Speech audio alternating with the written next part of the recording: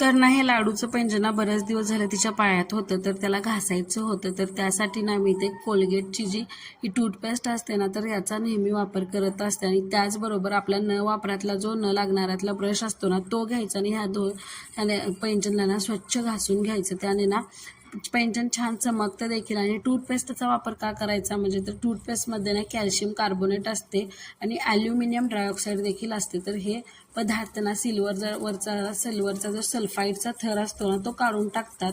त्यामुळे ना टूथपेस्टनं घासल्यानंतर ना चांदी ना एकदम चमकते देखील आणि स्वच्छ देखील निघते. त्यामुळे नेहमी मी पैंजण घासण्यासाठी आपले मोठ्यांचे देखील ना ह्याचाच वापर करत असते. तर इथे देखील तुम्ही बघू शकता किती स्वच्छ ना पैंजण निघतात. तर हा उपाय तुम्ही ना नक्कीच करून पहा, नक्कीच रिझल्ट तुम्हाला जाणवेल. त्यानंतर ना मी फायनली ना यूट्यूबवरती लॉंग व्हिडिओ टाकला आहे ढोकळ्याच्या रेसिपीचा. तुम्ही नक्कीच जाऊन चेक करा. कसा वाटला व्हिडिओ कॉमेंट करा. बाय.